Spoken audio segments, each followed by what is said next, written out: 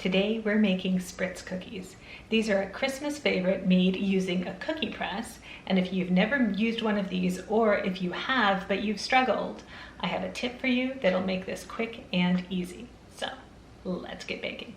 We'll start, as so many cookie recipes do, by combining our butter and sugar. So I have 2 sticks of unsalted butter here, and to that we will add just half a cup of granulated sugar. There's not a ton of sugar in these cookies. They really just aren't super sweet, but there will be sugar decorating them on top. So we'll mix this together until it is light and fluffy, as the recipes usually tell us to do. Back in a flash. And there's our butter and sugar, nice and light and fluffy. By the way, make sure your butter is at room temperature before you start, or give it a gentle nudge on low in the microwave. All right, to this we will add flour, 2 1/4 cups flour. That weighs out to about 280 grams, by the way. Pun not intended there. Neither the flour all over my scale, but that's okay. It'll clean off all right. So just a little more. That'll work. And half a teaspoon of salt. Table salt is actually great here. I hardly ever use it, so I'm going with my usual kosher salt.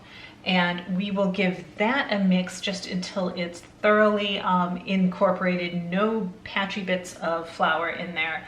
And just start slow, whether you're using a stand mixer or a hand mixer, otherwise you will get the dreaded puff of flour all over your kitchen.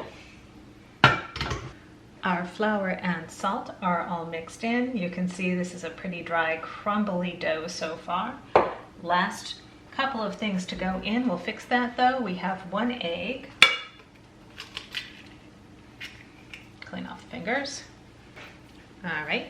And a little bit of vanilla and a bit of almond extract. If you really don't like the flavor of almond extract, just go with all vanilla, or just put a tiny bit of almond in.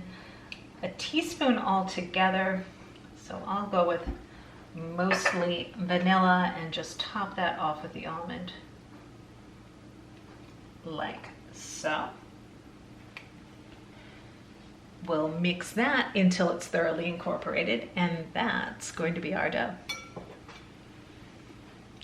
And there we have it. Our dough is mixed, and at this point we can wrap it and refrigerate it if we want to bake later, but we don't have to do that. And in fact, it keeps in the refrigerator or the freezer very well, but you'll want your dough to be back to room temperature when you start to use the dreaded cookie press. And this kind of cookie press has a bit of a reputation. Really, it is a bit well deserved. It is sometimes a struggle to work with, but after doing this for my entire adult life, I finally figured out that, at least for Spritz cookies, the best way to work with this dough and this cookie press is to have your dough at room temperature. Usually when we're working with tricky cookie dough, forming, I don't know, like chocolate crinkle cookies, having it really cold makes it easier, but that's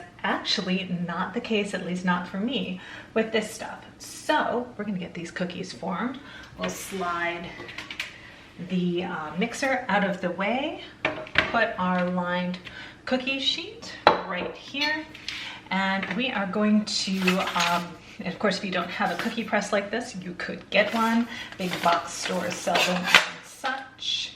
If you don't have a cookie press but you want to make these cookies, you can definitely just make them as drop cookies. Maybe like press a shape into them, or honestly just have tasty drop cookies. Just press your thumb into them and then put sprinkles on in that indentation, and they'll be tasty too. All right, so no special equipment needed in particular, but spin that down there. Here's the canister. All right, we are going to put a shape in there. My two favorites for making these cookies are trees and we'll call them poinsettias since it's a Christmas cookie. I'm going with trees here, and I'm just going to drop that in. It kind of slides in here and slots in. Give it a second, like so. And then we will put our cookie dough in here. And you want to pack this pretty full. You really only need to fill the canister twice with this recipe. Oh, not quite sure where that bit went. We'll find that later. All right, there we go. So it won't quite all fit in here, but it comes pretty close. If you're going to want to switch up your shapes, though, you don't need to completely fill it anyhow because you'll need to switch it out. All right, so screw this bit on. Tighten it until you start to see the cookie dough really press out. These cookies, you notice, didn't have any leavener, no baking soda or baking powder. They're not going to rise. They're hardly going to spread at all. So we'll just put them pretty close together. It means you can get quite a few little cookies. These make very little cookies onto the tray. And as soon as we see the dough starting to squish out the sides, you can kind of see that there. We are going to take a knife and use that to kind of pry the cookie press off of the cookie. And that's a pretty plump tree, but it will work.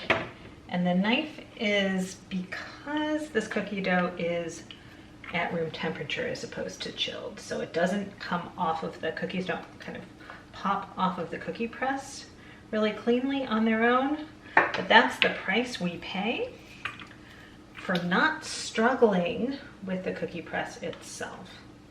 So, ta-da. So we're gonna have some nice fat Christmas trees here.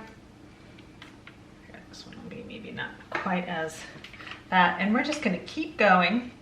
Again, no significant space needed between cookies because these are not going to rise.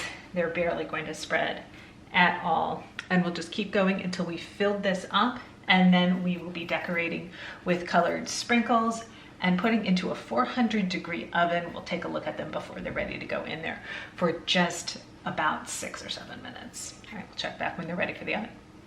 One tray full of trees ready for the oven, 400 degrees, 6 or 7 minutes. Watch them carefully, and as soon as they show just hints of browning on the edges, take them out.